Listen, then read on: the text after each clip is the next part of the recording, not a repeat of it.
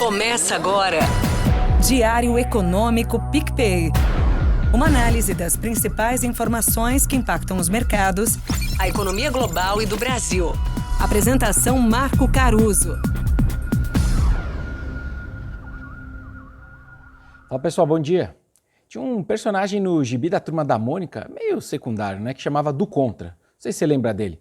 O apelido já deixa bem claro a mania dele de discordar sempre.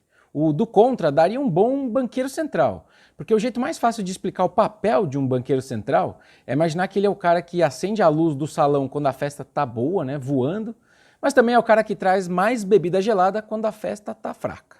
Bom, ontem foi o dia dos banqueiros centrais seguirem esse script e dar uma estragada nos mercados. Vocês já sabem a minha opinião sobre isso, né? Eu comentei ainda essa semana. Eu acho que a turma ali, o mercado, né, tá se adiantando demais mesmo na precificação de cortes. Então faz parte aí dos BCs tentar dar uma guiada nessas expectativas e uma contida nela. O diretor do Fed, o Christopher Waller, choveu nesse molhado, mas fez preço. Ele disse que pode cortar as taxas ainda esse ano, mas com cautela e sem pressa.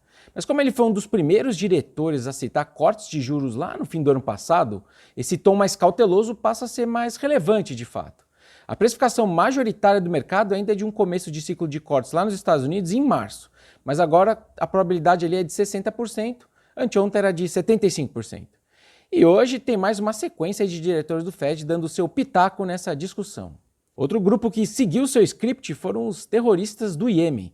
Na verdade, uma curiosidade aqui antes de falar deles. No final da sua administração, o ex-presidente Trump tinha colocado os Houthis na lista das organizações terroristas globais. Só que em fevereiro de 2021, ou seja, no começo do governo Biden, o presidente americano tirou. E pelo jeito agora ele vai ter que voltar atrás e colocar de novo que eles são terroristas. Enfim. Ontem as forças dos Estados Unidos fizeram a terceira rodada de ataques a alvos ali ligados, esses militantes Houthis, mas horas depois eles conseguiram lançar um míssil que atingiu um navio grego que também transportava commodities a granel seco ali no Mar Vermelho. O Financial Times tem um gráfico, né, ele publicou recentemente, que é muito interessante, mostrando o aumento do número de navios que mudaram a rota de navegação do Mar Vermelho para o Cabo da Boa Esperança, lá na África do Sul. E a BBC trouxe uma estimativa de quanto, em média, isso atrasa uma entrega entre o porto de Roterdã, na Holanda, e Taiwan. Isso muda aí de 25 para 35 dias, mais ou menos, essa entrega para um tipo de embarcação específica lá. Enfim, o fato é que o conflito pode ficar contido, assim como ele está agora, mas algum atraso de novos pedidos e custos passa a existir para algumas empresas, né?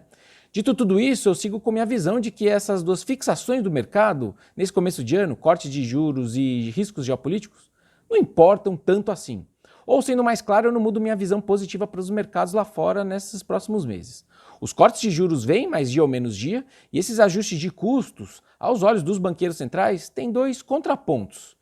O primeiro é que, na verdade, isso aí é um ajuste de preços relativos, né, e não necessariamente uma inflação propriamente dita. E também, como todo choque negativo de oferta, como um choque geopolítico, também tem um efeito negativo da atividade, né? E por falar em atividade, a China divulgou nessa madrugada os seus números que fecham 2023. Eles atingiram a sua meta de PIB para esse ano que passou, de pouco mais de 5%, com a produção industrial e os investimentos subindo nesse finalzinho do ano. Agora o foco segue voltado ali para o que o governo vai fazer para apoiar o crescimento no futuro.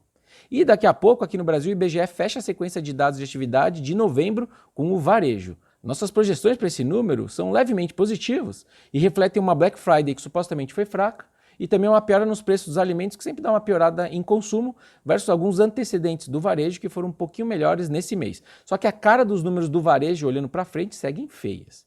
Para terminar, eu queria só esclarecer a minha intenção de não chatear vocês ainda, né, com os bastidores das negociações que está tendo entre o governo e o Congresso aqui no Brasil na questão da MP da reoneração da folha de salários das empresas. Porque essa coisa vai e vem várias vezes.